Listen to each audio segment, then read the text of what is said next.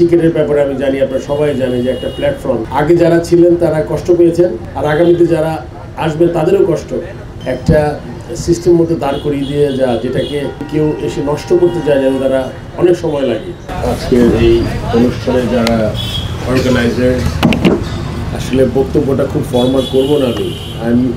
আমি একটা কথা বলি যে আমি অভিভূত, বিকজ আমরা ভালো কাজ করতে মনে ভুলে গেছিলাম লাস্ট 14, 15, 16 বছর। আমার মনে হয় না যে আমরা এরকম কোনো উদ্যোগ দেখেছি, এবং এত অর্গানাইজড ওয়েতে আমি আসলে চিন্তা করেছিলাম কি বলবো, কোনো ফর্মাল বক্তব্য দিব, কিন্তু আমি আসলে শুধু ধন্যবাদ জানাতে চাই।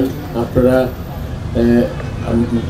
মানে যেই জিনিসটা গ্রহণ করেছেন, আর এজাজ ভাইয়ের সাথে কথা হচ্ছিল, ওনার যে ভিশন, উনি 3-4 মাস, আমি জানি না কদিন, আপনি 2 মাসে আছে কাজে, উনি 2 মাসে যেই কাজ করেছেন, আমারও বেশ কিছু কাজ করতে হয়েছে 6-7 মাসে ক্রিকেট বোর্ডে। সো আমরা বিভিন্ন সেক্টরে চেষ্টা করে যাচ্ছি ভালো কিছু করার জন্য, এবং এটা একদম সবচেয়ে রাইট সময় আমার মনে হয়। উইদাউট এনি ইনফ্লুয়েন্স আমরা আমাদের কাজগুলো এগিয়ে যেতে পারছি with the full support from the government. সেই জন্য আমি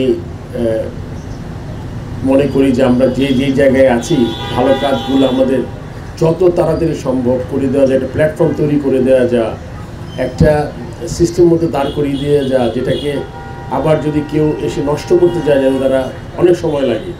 সো আমরা চেষ্টা করব।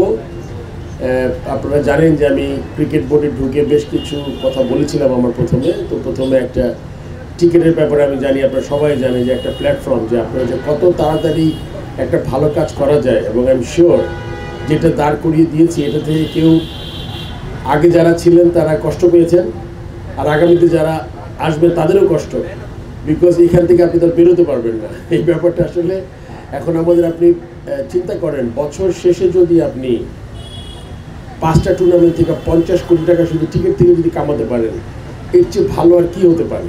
সো প্রতিটা সেক্টরে আমাদের স্কোপ আছে।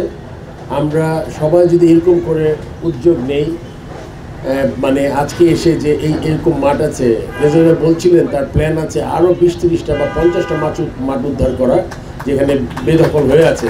এবং আই এম শিওর ওখানে আপনাদের মতো যারা এই উদ্যোগ নিয়েছেন, ওখানেও তারা নিশ্চয়ই ওই এরিয়ার লোক থাকবে যারা এটাকে এমনভাবেই, আমার কথা গিয়ে আপনি একটা রোল মডেল হবেন আর কি বনানী এই স্পোর্টস এরিনা, আপনারা যারা কাজ করছেন, যারা দেখে সবাই শিখবে। আই এম শিওর আমাদের প্রশাসক মহোদয় ওখানেও যদি যান এবং তাদের বলতে পারেন যে ভিউজটা যদি এক্সচেঞ্জ করতে পারে, আপনারা যেভাবে করেছেন এখানে, আই এম শিওর যে আপনার ভালো কাজগুলো নিজের মধ্যে সীমাবদ্ধ না রেখে, যেখানেই যেই ধরনের সুযোগ সুবিধা বা আপনার সহযোগিতা চাইবে, আমার মনে হয় আপনাদের তাদের সাহায্য করা দরকার। আর আমাকে একটু প্রেশার ফেলে দিয়েছেন মাহবুব ভাই, না ওনার কি মাহবুব ভাই, যে ক্রিকেট বোর্ড তো আমরা, আপনি জানেন না, আমরা আসার পর থেকে চেষ্টা করছি, অত্যন্ত মানে কষ্ট করে চেষ্টা করছি যে মাঠের, কেননা এতদিন আমরা শুধু চিন্তা করেছি ইনফ্রাস্ট্রাকচার, শুধুমাত্র বিশাল স্টেডিয়াম, যেটা আপনার লাগবে হয়তো বা 2000 কোটি টাকা, কিন্তু একটা মাঠকে ডেভেলপ করতে আপনি লাগবে 10 কোটি টাকা। সো আপনি চিন্তা করেন কতগুলো মাঠ আপনি যদি পেয়ে যান, আপনি ডেভেলপ করতে পারেন।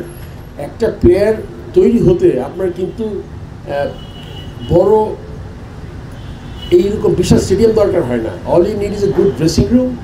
এই যে ফ্যাসিলিটি আপনারা যেটা করার চেষ্টা করছেন, মাঝখানে যে উইকেট বানিয়েছেন আপনারা, সাইমন বলে গেছে 3টা, আর ড্রেসিং রুম, দ্যাটস ইট। আপনি যত মাঠ বানাবেন, প্লেয়াররা যত খেলতে দিবেন, তত ইমপ্রুভ করবে। সো এই সত্যটা যদি আমরা সবাই উপলব্ধি করতে পারি। সবাইকে অনেক ধন্যবাদ। এবং আমি মনে করছি, আমি এত ব্যস্ততা, আমরা জানি সবাই ব্যস্ত, আমি মনে করেছিলাম, কিন্তু আমার খালা আছেন অ্যাকচুয়ালি এখানে, উনি আমাকে বলেছেন যে আমি বিদেশে আইসিসি মিটিংয়ে গেছিলাম, বলছেন আসতেই হবে। আমি আসলে না আসলে মিস করতাম যে একটা এত ভালো জিনিস দেখতে পারতাম না আমি। আসলে সবাইকে অনেক ধন্যবাদ।